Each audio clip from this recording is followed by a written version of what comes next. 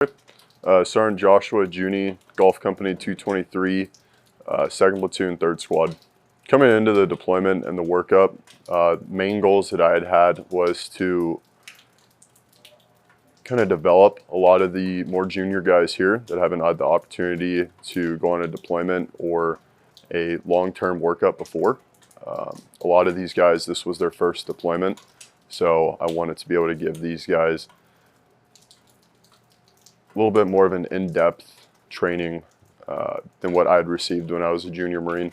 For my GP Marines, the expectation for them was to all be team leader capable. For my team leaders, for them to be performing at a squad leader level, and then for myself to be performing at the platoon sergeant, understanding the platoon commander role. That way, in the event, like coming into the deployment, we were told that we were going to be ACM. Something real world did pop off. Every single one of my guys in my squad would be interchangeable and able to take on really any billet that may be given to them. To maintain morale throughout the deployment, one big thing that I did that I never had the opportunity to do when I was a junior Marine was kind of get with the squad and let them be able to complain freely. Really like listen to down to like the lowest level.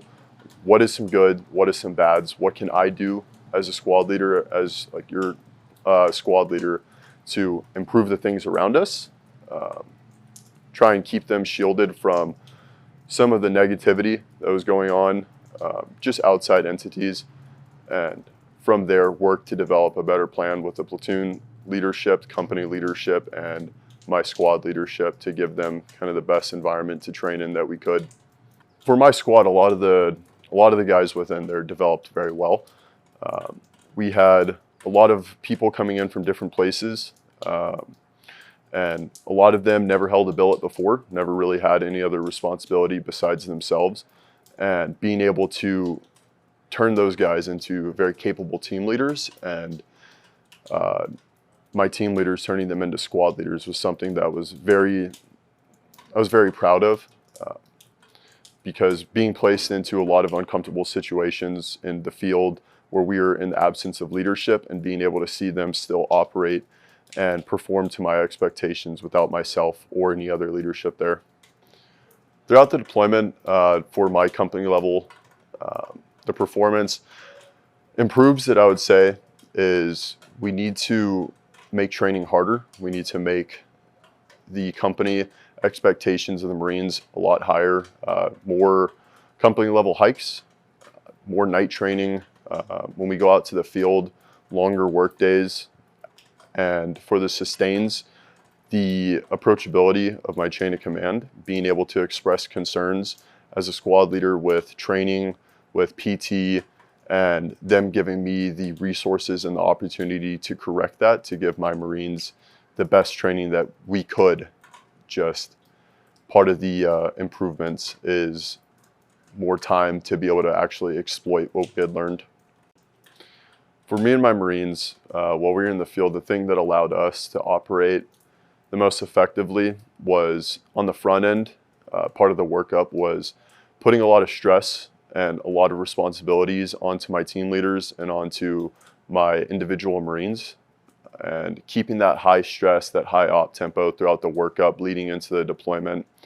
They were already used to having to work with such high expectations, and then once they meet those expectations, rewarding them positive reinforcement, and that allowed us to be able to handle a lot more responsibility than most of their peers were able to.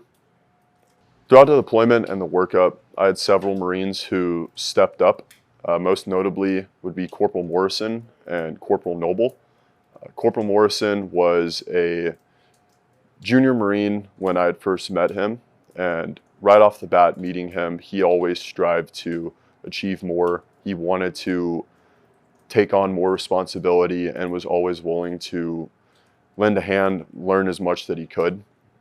For Corporal Noble, he was an augment, not with 223 until we started the actual workup and the deployment.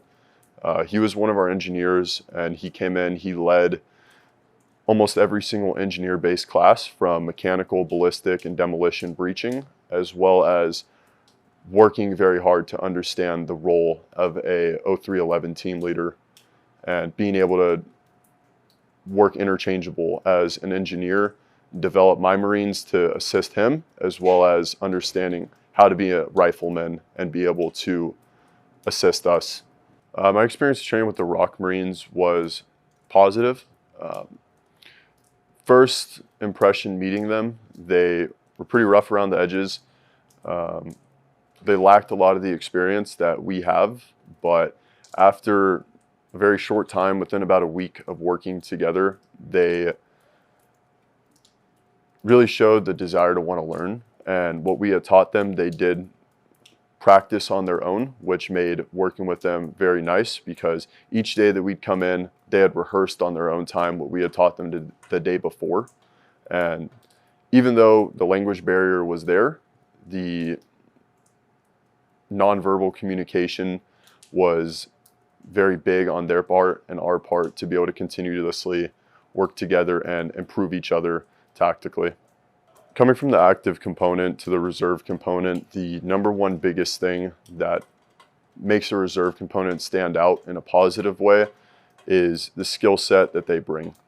A lot of them being cops, firefighters, the medical portion. You don't have that type of life experience, active duty. You have a much younger demographic compared to the reserves, who are a little bit more on the older side, more mature, and they have a lot more skills that they can bring to the table compared to active duty, where they just don't have that life experience yet. I worked as a EMT prior to this deployment, and for me it was just as simple as telling my operations manager that, hey, I'm going to be going on activation from this date to this date, and them telling me, once you're done with your deployment, you come back and we'll have the job for you waiting.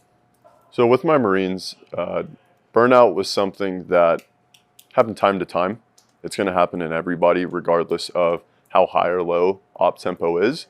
And one thing that me and my squad did to really help prevent that, especially with the high expectations that I had placed on all my Marines, is bringing them in multiple times a week and being able to talk with each other, communicate what is going on with them, what's going on with their personal lives and within their work life, and developing a plan to help identify those issues and prevent them from occurring with my team leaders. And something as simple as just going up to your guys and asking how they're doing, what's going on, and then looking for identifiers. Are they showing up late? Are they acting out of their normal baseline? And kind of titrating the demand from there.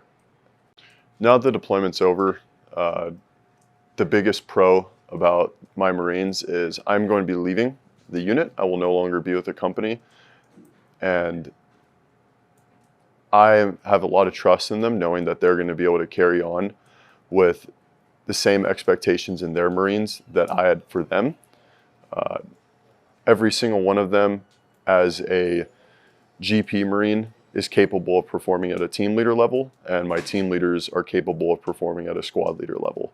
And I know that once we go through and finish and we're deactivated, they're going to go back to their company and be able to take on a lot more leadership positions compared to their peers. The lessons that I learned throughout this activation is understanding the demand for certain individuals. Different leadership styles matter a lot, and being able to develop yourself as that leader and understand multiple different styles of leadership to further develop your Marines in the best way possible.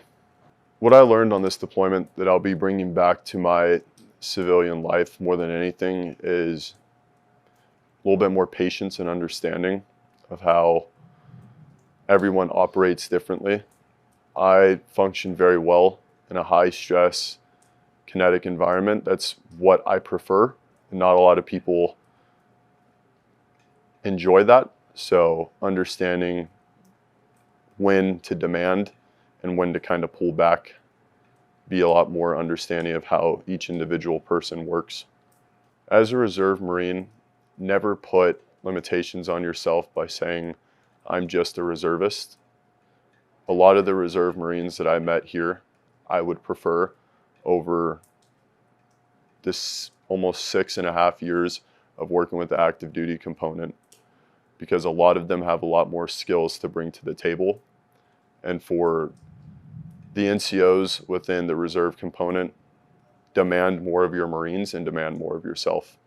To every Marine, reservist, or active, regardless of what your MOS is, always, regardless of rank, regardless of billet, always strive to be the best that you can be in your profession.